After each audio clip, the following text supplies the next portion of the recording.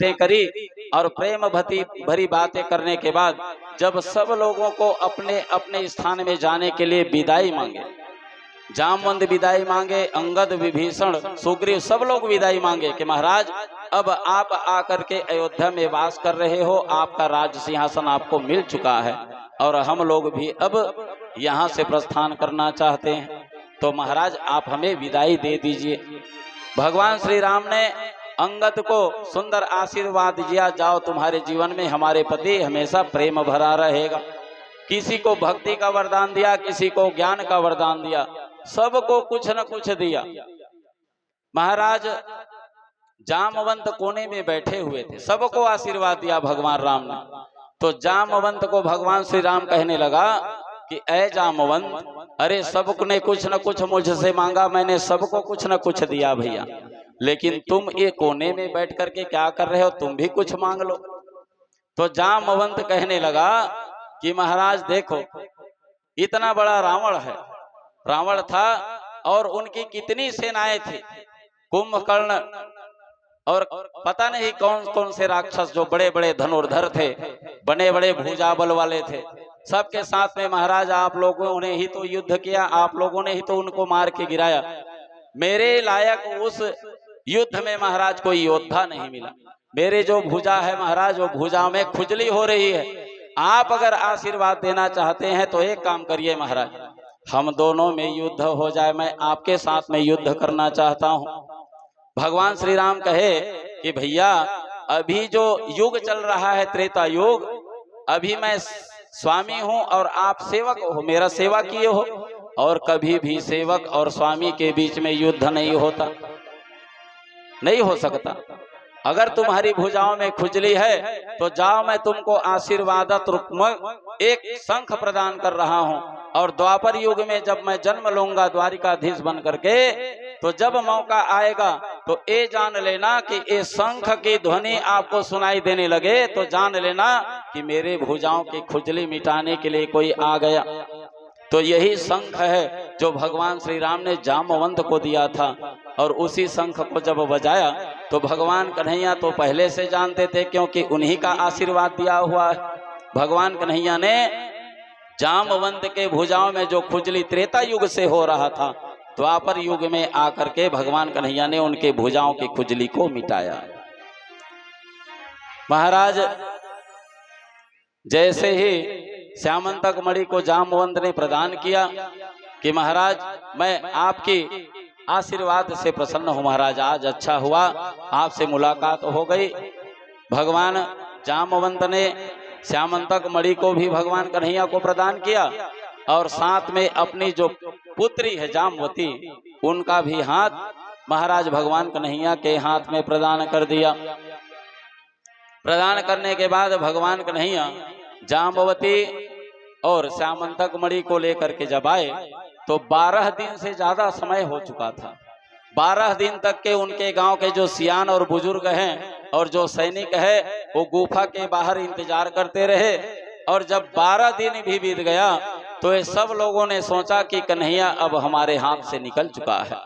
और देखते देखते ये सभी सियान बुजुर्ग और सैनिक लोग द्वारिकापुरी में आ गए, और सब तरफ चर्चा चलने लगा कि 12 दिन का जो समय हो समाप्त हो चुका है, अब कोई गारंटी नहीं है हमारे द्वारिकाधीश आएंगे कि नहीं आएंगे। तो भगवान कन्हैया के आने के लिए वहां सुंदर दुर्गा मैया की पूजा किया गया, समस्त द्वारिकापुरी मिल करके, और सुंदर देवी का अनुष्ठान किया गया। और अनुष्ठान कर ही रहे थे और पूर्णाहुति नहीं हुआ था। जिस दिन उस देवी के अनुष्ठान का पूर्णाहुति होने ही वाला था, भगवान कन्हैया श्यामंतक मणि को लेकर के और जामवंती को अपने धर्म पत्नी के रूप में सुंदर द्वारिकापुरी में प्रवेश किए। और जैसे ही द्वारिकापुरी में प्रवेश किए तो महाराज सब लोगों ने देखा कि हमारे जो द्वारिकाधीश हैं वापस आ चुके हैं, साथ में सुंदर वधू लाए हैं और श्यामंतक मणि को प्राप्त कर लिए हैं। देखते देखते सब लोगों ने सुंदर उस यज्ञ की पूर्णाहुति की और मैया दुर्गा से सुंदर आशीर्वाद मांगा, और सब लोग प्रसन्न हो गए। महाराज भगवान कन्हैया सत्रजीत को बुलाया, और सत्रजीत को बुला करके कहने लगा, देखो भैया ये आपका श्यामंतक मणि है। इसी श्यामंतक मणि के कारण तुमने पूरा द्वारिकापुरी में फैला दिया था, मुझे कलंक लगा दिया था। ये सोच करके सत्राजित महाराज जी को श्यामंतक मणि प्रदान कर दिया। और जैसे ही श्यामंतक मणि दे दिया, सत्राजित विचार करने लगा कि देखो इनके ऊपर मैं पूरा गांव भर द्वारिकापुरी में कलंक लगा दिया था, कितना बेचारे का बेइज्जती हुआ है। ये सोच करके भगवान महाराज सत्राजित ने सोचा कि पानी में रह करके मगरमच्छ से बैर करना अपना ही हानि है। ये सोच करके सत्राजित ने श्यामंतक मणि तो ले लिया, लेकिन साथ में अपनी जो पुत्री सत्यभामा है, भगवान कन्हैया के साथ में सुंदर उनका विवाह करवा दिया। सत्यभामा को भगवान कन्हैया के हाथ में प्रदान कर दिया। भगवान कन्हैया महाराज सत्राजित मन में सोचे कि सत्यभामा को दे दूंगा तो जो इनके ऊपर मैं कलंक लगाया था वो भूल जाएंगे, ये सोचने लगा। और उसी भूल को सुधारने के लिए सत्यभामा को कन्हैया के हाथ में प्रदान कर दिया। अब सब लोग अपने अपने घर चले गए, अपने अपने राजमहल चले गए। महाराज भगवान कन्हैया सुंदर अपने सुधर्मा नाम के दरबार में बैठे हैं। मैया रुक्मणी, सत्यभामा और जाम्बवती, ये तीनों सुंदर अपने राजमहल के कार्य में लगे हुए हैं। एक दिन भगवान कन्हैया महाराज श्री सुखदेव जी कहे कि राजन, भगवान कन्हैया के पास एक झूठी खबर आई कि पांचों पांडव लोगों को लाक्षागृह में जला दिया गया है। तो भगवान कन्हैया को चिंता होने लगी। भगवान कन्हैया रथ उठाए और उठा करके भगवान कन्हैया और बलराम कहाँ चले गए? हस्तिनापुर। उनको झूठी खबर मिली थी कि पांचों पांडवों को लाक्षागृह में जला दिया गया है। तो भगवान कन्हैया बलराम महाराज रथ में चढ़े और देखते देखते कहाँ चले गए? महाराज हस्तिनापुर चले गए अपने पांचों पांडवों की देख रेख करने के लिए, और उस खबर को सच है या झूठ यह जानने के लिए। आगे चल करके जैसे भगवान कन्हैया उस द्वारिकापुरी से दोनों भाई निकल गए तो द्वारिकापुरी हो गई खाली, राज सिंहासन से खाली हो गई।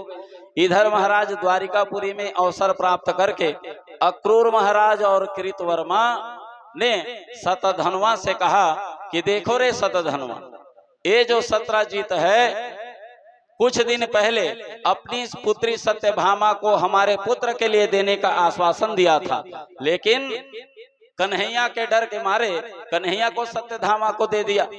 अब एक काम करो, तुम जा करके सीधा सत्राजित को समाप्त कर दो। शतधन्वा को ऑर्डर दे दिया गया। महाराज सुंदर समय पा करके रात्रि कालीन महाराज शतधन्वा सत्राजित के राजमहल में चला गया और चुपचाप उनके कक्ष में जा करके सत्राजित को मार दिया गया। और उनका जो श्यामंतक मणि है उसको उसके गले से निकाल करके उसको मार करके ला करके अक्रूर महाराज जी को प्रदान कर दिया। महाराज अक्रूर के पास आ गया श्यामंतक मणि, सत्राजित मारा गया। और जैसे ही रात भर गुजरा, प्रातः कालीन मैया सत्यभामा अपने पिता की खबर सुनी कि मेरे पिता को किसी ने गले से मार दिया है, उनकी मृत्यु हो चुकी है। तो भाई वो तो उनकी पुत्री है, इसलिए जब पिता कहीं मर जाए तो उनकी जो पुत्री जो उनके माध्यम से पैदा हुई है कितना दर्द होगा। मैया सत्यभामा रोने लगी और रोते रोते गुप्तचरों के माध्यम से हस्तिनापुर पत्र भेजा गया और कहा कि महाराज आपके जो ससुर सत्राजित है किसी ने उनको मार दिया है, महाराज आप जल्दी हस्तिनापुर से वापस आ जाइए। महाराज भगवान कन्हैया बलराम महाराज जी जैसे सुने कि मेरी धर्म पत्नी सत्यभामा के जो पिता मेरे जो ससुर हैं किसी ने मार दिया है, भगवान कन्हैया पांचों पांडव से सुंदर मिले और मिल करके रथ सजाया और देखते देखते दौड़े दौड़े सीधा द्वारिकापुरी में आ गए। और द्वारिकापुरी में आकर के सुंदर महाराज सत्राजित का अग्नि संस्कार कराया। और अग्नि संस्कार करने के बाद यह पता लगाया कि सत्राजित जो मेरे ससुर हैं उनको किसने मारा है, और इनके गले में जो श्यामंतक मणि है वह भी दिखाई नहीं दे रहा है। धीरे धीरे महाराज कन्हैया को जानकारी मिली गुप्तचरों के माध्यम से कि हमारे जो ससुर सत्राजित हैं उनको शतधन्वा ने मारा है। अब जैसे ही पता चला तो ये तो शतधन्वा सत्राजित को मार करके श्यामंतक मणि को अक्रूर को दे दिया था। ये अक्रूर शतधन्वा को कहे कि तुमने सत्राजित को भी मार दिया और साथ में उनके गले में जो सामंतक मणि है उसको भी ले आया। एक काम करो, अब कहीं कन्हैया को जानकारी मिल गई तो तुम्हें जिंदा छोड़ने वाले नहीं, इसलिए तुम यहाँ से जल्दी से भाग जाओ, अपने आप को बचाओ। भगवान कन्हैया को जानकारी मिली कि सतधनवा ने ही मारा है मेरे ससुर को, तो महाराज रथ सजाया और रथ सजा करके भगवान श्री बलराम जी के साथ में सतधनवा का पीछा करने लगा, खोजने लगा कहाँ है। महाराज सतधनवा के बारे में पता चला कि इधर गया है, तो महाराज भगवान कन्हैया और बलराम जी महाराज देखते देखते रथ को उधर ही उसी रास्ते में दौड़ाने लग गया। जब दौड़ाने लग गया तो सामने में देखा कि सतधनवा आगे आगे दौड़ रहा है, महाराज भगवान कन्हैया रथ में खड़े हुए हैं और सुंदर उनके पीछे पीछे जा रहे हैं, पीछा कर रहे हैं। महाराज सतधनवा देखे पीछे लौट करके कि मेरे पीछे में भगवान कन्हैया और बलराम महाराज जी मेरा पीछा कर रहे हैं, अब तो मैं बचने वाला नहीं। अपने रथ में जो टांगे में जो घोड़ा फंसा हुआ था उस घोड़े को बरसाने लगा, और तेज चलो और तेज चलो, भगाने लगा। जब भगाने लगा और भगवान कन्हैया और पास में आने लगा, उनका रथ पास में आ गया, तो महाराज सतधनवा रथ से सीधा पृथ्वी में कूद गए और सीधा जंगल की ओर भगना चालू कर दिया। जंगल की ओर भगना चालू कर दिया तो भगवान कन्हैया रथ से वो भी कूद गए और कूद करके अकेले ही सतधनवा के पीछे चला गया।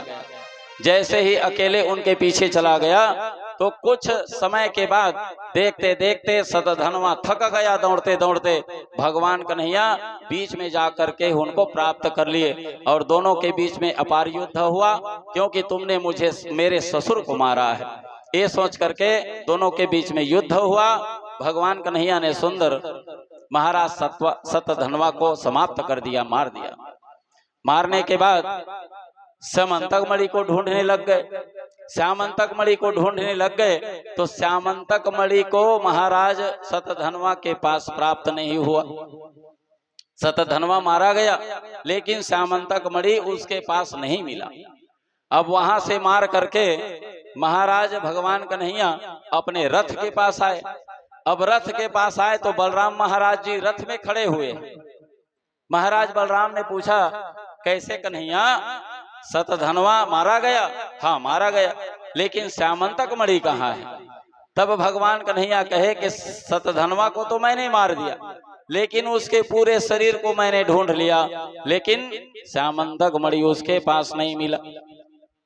महाराज बलराम सोचने लग गया कि लगता है कन्हैया ने एक बार सत्राजित से लालचवश श्यामंतक मणि को मांगा था और उस समय तो इनको नहीं मिला था, तो हो सकता है सतधनवा को मार करके इस श्यामंतक मणि को चुपचाप रख लिया है और मैं उनका बड़ा भाई हूं, मुझसे भी झूठ बोल रहा है। तो उनका जो मन है भगवान कन्हैया के प्रति जो प्रेम था वो थोड़ा कम हो गया, उन दोनों में अनबन हो गई। उनको विश्वास नहीं हुआ कि श्यामंतक मणि सतधनवा के पास नहीं होगा। महाराज बलराम उन दोनों के बीच में मनमुटाव हुआ और भगवान बलराम ने कहा, एक काम करो भैया, आप चले जाओ द्वारिकापुरी और मैं चला जाता हूँ हस्तिनापुर।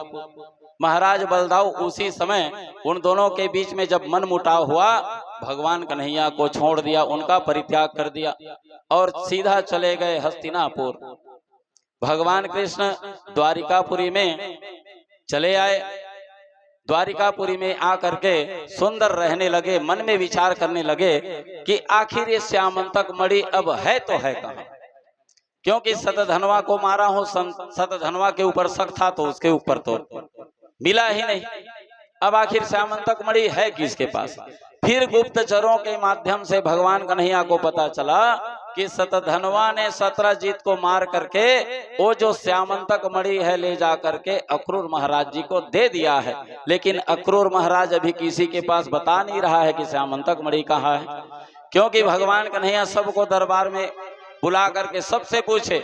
अक्रूर महाराज जी श्यामंतक मणि रखते हुए भी झूठ बोल दिए कि महाराज मेरे पास श्यामंतक मणि नहीं है।